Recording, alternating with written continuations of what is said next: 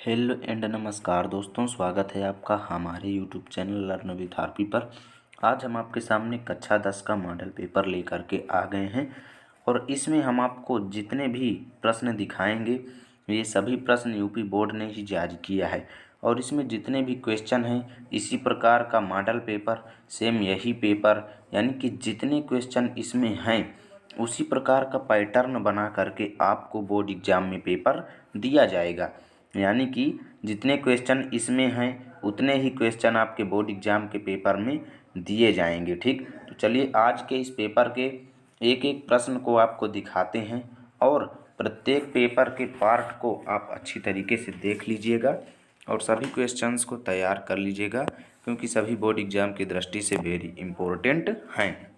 तो देखिए, ये सत्र 2021-22 के लिए है, हाई स्कूल का है और प्रतिदर्श प्रश्न पत्र है। विषय प्रारंभिक हिंदी का है, पूर्णांक 70 और समय 3 घंटे 15 मिनट है। ठीक, तो चलिए इसके सभी प्रश्नों को देखते हैं। तो निर्देश दिया गया है कि केवल नियमानुसार अनिवार्य हिंदी से छूट पाए परीक्षार्थियों के लिए है। ठीक, देखिए नोट दिया गया है कि प्रारंभ के 15 मिनट परीक्षार्थियों को प्रश्न पत्र पढ़ने के लिए है। अब देखते हैं पहला प्रश्न है, निम्नलिखित कथनों में से कौन सा कथन सही है उसे पहचान कर लिखिए। तो पहला ऑप्शन है, कनुप्रिया धर्मवीर भारती का प्रसिद्ध उपन्यास है। दूसरा, हजारी प्रसाद द्विवेदी कवि एवं कहानीकार हैं। तीसरा है, बाबू गुलाब राय एक उपन्यासकार थे। चौथा है, प्रेमचंद कहानीकार एवं उपन्यासकार के रूप में प्रसिद्ध हैं। ठीक, तो ये पहला प्रश्न आपके सत्य कथन को चुनने वाला था। दूसरा प्रश्न देखिए, निम्नलिखित में से किसी एक कृति के लेखक का नाम बताइए। पहला है चिंतामणि, दूसरा है चंद्रगुप्त, तीसरा है गोदान, चौथा है मेरी असफलताएं। ठीक, अब देखिए ग नंबर का क्वेश्चन, किसी एक संस्मरण लेखिका का नाम लिखिए। घ नंबर, जयशंकर प्रसाद की किसी एक रचना का नाम लिखिए। अंगा नंबर, शुक्ल युग की समय सीमा बताइए। और ये सभी जितने भी क्वेश्चन हैं ये एक एक अंक के थे अभी तक जितने भी आए हैं। ठीक, अब देखिए दूसरा प्रश्न, अब यहाँ पर जितने आ रहे हैं ये दो दो अंक के दो प्रश्न हैं। तो रीतिकाल की दो विशेषताएं ले, कामायनी तथा लोकायतन के कवि का नाम लिखिए। ठीक, ये दो दो अंक के हैं। और तीसरा नंबर है, मैथिली शरण गुप्त की किसी एक रचना का नाम लिखिए, ये 1 अंक का है। ठीक, तो मैं कम्युनिटी पोस्ट पर सभी रचनाओं को आपको याद करा रहा हूँ, रोज़ आपसे नए नए प्रश्न पूछता हूँ तो उनका रिप्लाई आप जरूर दिया करो। अब देखिए तीसरा प्रश्न है, निम्नलिखित गद्यांशों में से किसी एक के नीचे दिए गए प्रश्नों का उत्तर दीजिए और ये 8 अंक का है। ठीक, तो देखिए का नंबर है, भिन्न भिन्न धर्मों के मानने वाले भी जो सारी दुनिया के सभी देशों में बसे हुए हैं यहाँ भी थोड़ी बहुत संख्या में पाए जाते हैं, और जिस तरह यहाँ की बोलियों की गिनती आसान नहीं उसी तरह यहाँ भिन्न भिन्न धर्मों के संप्रदायों की भी गिनती आसान नहीं। इन विभिन्नताओं को देखकर अगर अपरिचित आदमी घबरा कर कह उठे कि यह एक देश नहीं अनेक देशों का एक समूह है, यह एक जाति नहीं अनेक जातियों का समूह है, तो इसमें आश्चर्य की बात नहीं होगी। ठीक, अब इसके नीचे कौन कौन से क्वेश्चन हैं देखिए। पहला क्वेश्चन है, उपर्युक्त गद्यांश का संदर्भ लिखिए। दूसरा है, रेखांकित अंशों की व्याख्या कीजिए। तीसरा है, हमारी संस्कृति और सभ्यता का मूल मंत्र क्या है। अब यदि आपको पहला गद्यांश नहीं आता है तो अथवा का विकल्प है, आप दूसरे गद्यांश को कर सकते हैं। कुसंग का ज्वर सबसे भयानक होता है, यह केवल नीति और सद्वृत्ति का ही नाश नहीं करता बल्कि बुद्धि का भी क्षय करता है। किसी युवा पुरुष की संगत यदि बुरी होगी तो वह उसके पैरों में बंधी चक्की के समान होगी जो उसे दिन दिन अवनति के गड्ढे में गिराती जाएगी, और यदि अच्छी होगी तो सहारा देने वाली सुदृढ़ बाहु के समान होगी जो उसे निरंतर उन्नति की ओर उठाएगी।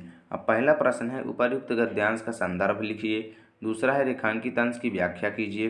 तीसरा है, कुसंग और अच्छी संगति में क्या अंतर है। ठीक, अब यहाँ से देखिए चौथा प्रश्न है, निम्नलिखित पद्यांशों में से किसी एक की संदर्भ सहित व्याख्या कीजिए। 8 अंक का ये है। तो पहला है, ऊधव मन न भये 10-20, ऊधव मन न भये 10-20। ठीक, अब देखिए दूसरी लाइन, एक हुतव 100 गयो श्याम संग कौ औराधे ईस, इंद्री शिथिल भई केशव बिनु ज्यों देहि बिनु शीस, आशा लागी रहति तन श्वासा जीवहि कोटि बरीस, तुम तो सखा श्याम सुंदर के सकल जोग के ईस, सूर हमारे नंद नंदन बिन और नहीं जगदीश। ठीक, अब यहाँ पर दूसरा प्रश्न है, सच्चा प्रेम वही है जिसकी तृप्ति आत्मबल पर हो निर्भर, त्याग बिना निष्प्राण प्रेम है, करो प्रेम पर प्राण निछावर।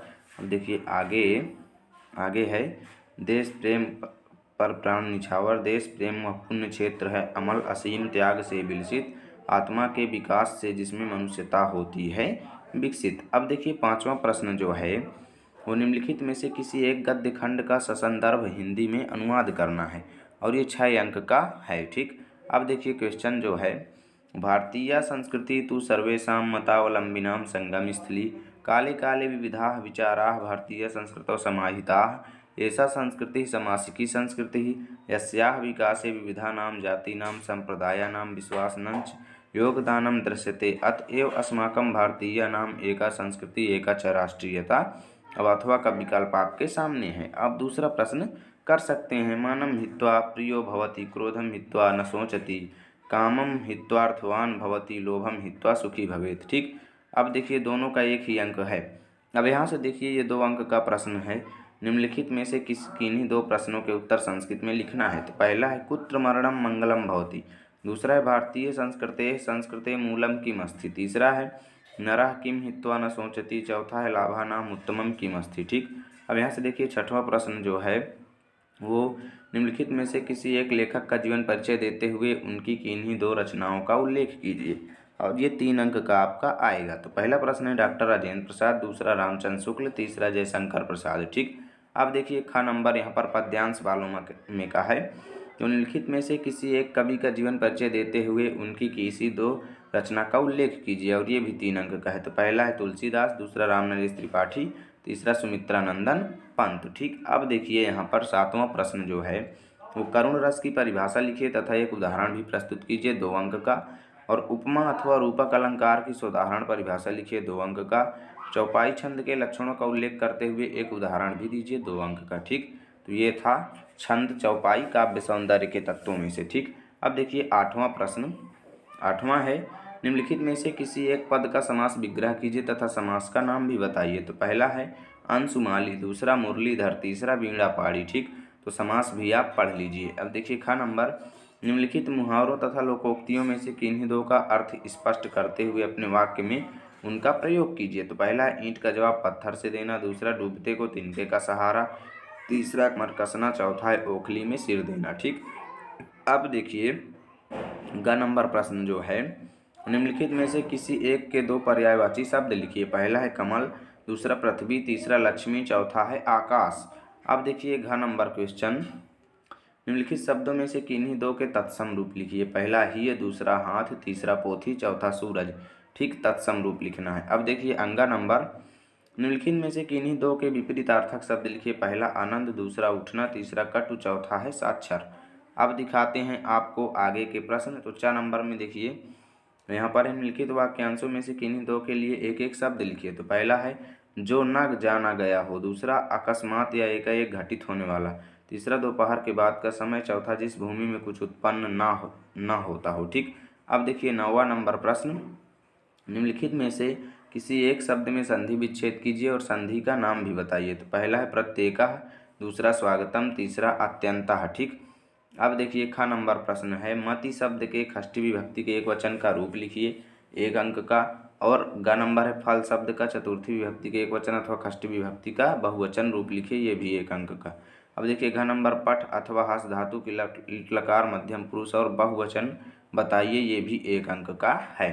अब देखिए 10वां प्रश्न, निम्नलिखित विषयों में से किसी एक पर निबंध लिखिए, ये 8 अंक का है। पहला परोपकार, दूसरा मेरा प्रिय कवि पर्व, तीसरा है वृक्ष मानव के सच्चे हितैषी होते हैं, चौथा है यदि मैं प्रधानमंत्री होता। ठीक, तो इतने क्वेश्चन आपके बोर्ड एग्जाम के पेपर में आएंगे जो कि 10 प्रश्न हैं। ठीक, तो आपको इसी प्रकार के क्वेश्चंस तैयार करना है, सेम यही पैटर्न आपके पेपर का रहेगा। तो मैं उम्मीद करता हूँ ये वीडियो आपको अच्छा लगा होगा।